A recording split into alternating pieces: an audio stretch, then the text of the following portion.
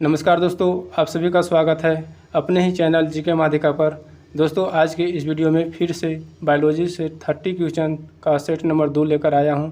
दोस्तों, सभी question group D 2018 के प्रीवियस पेपर से लिया गया है, इसलिए दोस्तों आपके आगे आने वाले एग्ज़ाम ग्रुप डी में ये वीडियो काफ़ी महत्वपूर्ण रहेगा, इसलिए दोस्तों पूरे वीडियो देखिए। चलिए शुरू करते हैं पहले प्रश्न से। दोस्तों, पहला प्रश्न है, मानव शरीर में दो हड्डियाँ आपस में कैसे जुड़ी रहती है? तो देखिए दोस्तों, मानव शरीर में दो हड्डियाँ जो आपस में जुड़ी रहती है वो लिगामेंट्स के द्वारा जुड़ी रहती है। तो इसका सही आंसर ऑप्शन बी लिगामेंट्स हो जाएगा। अगला प्रश्न है, मानव शरीर में सबसे बड़ी हड्डी कौन सी है? तो मानव शरीर में सबसे बड़ी हड्डी फीमर की हड्डी होती है जो जांघ में पाया जाता है। अगर बात करें मानव शरीर में सबसे छोटी हड्डी कौन सी होती है, तो मानव शरीर में सबसे छोटी हड्डी स्टेपिज यानी कान की हड्डी होती है। तो स्टेपिज की हड्डी जो होती है शरीर में सबसे छोटी होती है और सबसे बड़ी हड्डी फीमर की हड्डी होती है। तो याद रखना है दोनों। अगला प्रश्न देखते हैं। अगला प्रश्न है, मानव शरीर में इंसुलिन का उत्पादन कहाँ होता है? तो देखिए दोस्तों, मानव शरीर में इंसुलिन का उत्पादन अग्नाशय में होता है। तो इसका सही आंसर ऑप्शन डी अग्नाशय हो जाएगा। अगला प्रश्न है, किस ग्रंथि को मास्टर ग्रंथि के नाम से भी जाना जाता है? तो किस ग्रंथि को मास्टर ग्रंथि के नाम से जाना जाता है? पीयूष ग्रंथि यानी पिट्यूटरी ग्रंथि। तो इसका सही आंसर ऑप्शन बी हो जाएगा, पीयूष ग्रंथि। अगला प्रश्न है, वृषण में से कौन सा हार्मोन मुक्त किया जाता है? तो देखिए, वृषण में से टेस्टोस्टेरोन जो हार्मोन है मुक्त किया जाता है। तो इसका सही आंसर ऑप्शन डी टेस्टोस्टेरोन हो जाएगा। अगला प्रश्न है, थायरोक्सिन के संश्लेषण के लिए क्या आवश्यक है? थायरोक्सिन के संश्लेषण के लिए आयोडीन की आवश्यकता होती है। तो इसका सही आंसर ऑप्शन बी आयोडीन हो जाएगा। अगला प्रश्न है, गर्भाशय में भ्रूण के पोषण प्रदान करने वाला ऊतक कौन सा है? तो देखिए, गर्भाशय में भ्रूण को पोषण प्रदान करने वाला ऊतक प्लेसेंटा है। तो इसका सही आंसर ऑप्शन डी प्लेसेंटा हो जाएगा। अगला प्रश्न है, शुक्राणुओं का निर्माण किसमें होता है? तो देखिए, शुक्राणुओं का निर्माण वृषण में होता है। तो इसका सही आंसर ऑप्शन बी वृषण हो जाएगा। अगला प्रश्न है, मनुष्यों में निषेचन किसमें होता है? तो देखिए दोस्तों, मनुष्यों में निषेचन फैलोपियन ट्यूब में होता है। तो इसका सही answer option A fallopian tube हो जाएगा। अगला प्रश्न है, किस विटामिन की कमी से रिकेटस बीमारी होती है? तो किस विटामिन की कमी से रिकेटस बीमारी होती है? तो विटामिन डी की कमी से रिकेटस बीमारी होती है। तो इसका सही answer option A vitamin D हो जाएगा। अब दोस्तों, विटामिन ए की कमी से क्या होता है? तो रतौंधी बीमारी होती है।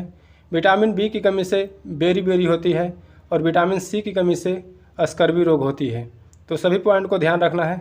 अगला प्रश्न देखते हैं। अगला प्रश्न है, रक्त स्कंदन के लिए आवश्यक विटामिन कौन सी है? तो देखिए, रक्त स्कंदन के लिए आवश्यक विटामिन के है। तो इसका सही आंसर ऑप्शन ए विटामिन के हो जाएगा। अगला प्रश्न है, हमारा दंतवल्क यानी इनामेल किससे बना होता है? हमारा दंतवल्क कैल्शियम फॉस्फेट का बना होता है। तो इसका सही answer option B calcium phosphate हो जाएगा कि हमारा दंतवल्क यानी इनामेल जो बना होता है कैल्शियम फॉस्फेट का बना होता है। अगला प्रश्न है, लार में कौन सा एंजाइम होता है? तो देखिए, लार में एमाइलेज एंजाइम होता है और दोस्तों एमाइलेज को टाइलिन भी कहा जाता है। तो इसका सही आंसर ऑप्शन सी हो जाएगा, लार में एमाइलेज एंजाइम होता है। अगला प्रश्न है, पाचन के बाद कार्बोहाइड्रेट को परिवर्तित कर दिया जाता है यानी किस में परिवर्तित किया जाता है? तो पाचन के बाद कार्बोहाइड्रेट को ग्लूकोज में परिवर्तित किया जाता है। तो इसका सही आंसर ऑप्शन बी हो जाएगा, ग्लूकोज। अगला प्रश्न है, कौन सा रक्त समूह यूनिवर्सल यानी सार्वभौमिक दाता माना जाता है? तो देखिए दोस्तों, रक्त समूह ओ जो है यूनिवर्सल दाता माना जाता है, अर्थात वह किसी भी रक्त समूह वाले व्यक्ति को रक्तदान कर सकता है, किंतु वह सिर्फ ओ समूह वाले व्यक्ति से ही रक्त प्राप्त कर सकता है। लेकिन दोस्तों, रक्त समूह ए बी जो है वह सर्वग्राहिक होता है, अर्थात वह किसी भी व्यक्ति का रक्त ग्रहण कर सकता है, दे नहीं सकता है। तो दोनों पॉइंट को याद रखना है। अगला प्रश्न देखते हैं, हीमोग्लोबिन में निम्न में से कौन सी धातु मौजूद है?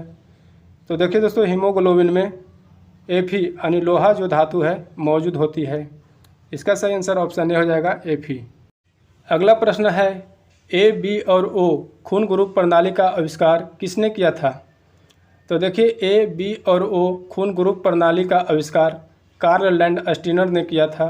तो इसका सही answer option C Karl Landsteiner हो जाएगा।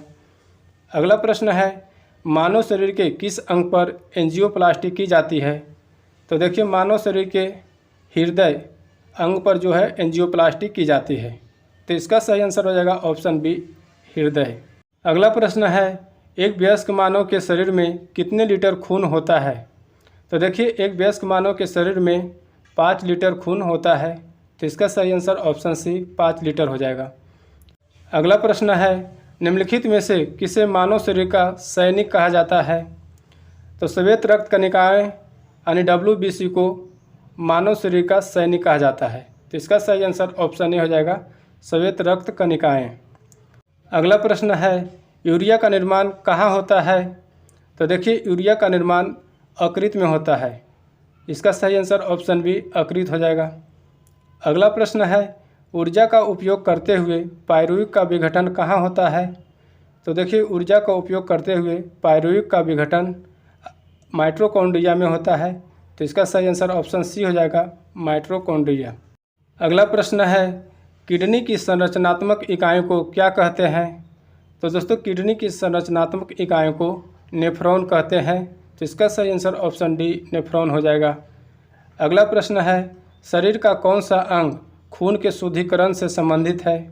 तो देखिए दोस्तों शरीर का जो किडनी है यानी गुर्दा खून के शुद्धिकरण से संबंधित है। तो इसका सही आंसर ऑप्शन सी किडनी हो जाएगा। अगला प्रश्न है, ECG से शरीर के किस अंग की जांच की जाती है?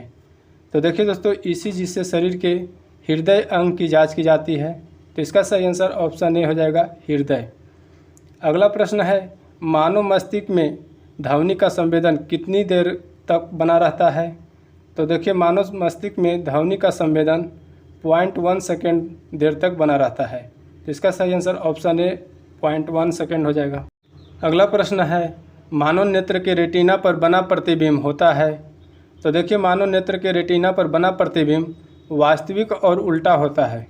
तो इसका सही आंसर ऑप्शन ए वास्तविक और उल्टा हो जाएगा। अगला प्रश्न है, कौन सा हृदय की समस्या का निदान करने में मदद करता है?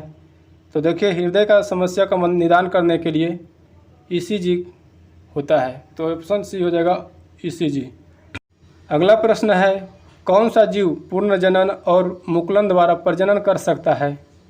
तो देखिए दोस्तों हाइड्रा जीव जो है पूर्ण जनन और मुकुलन द्वारा प्रजनन कर सकता है। तो इसका सही आंसर ऑप्शन ए हाइड्रा हो जाएगा।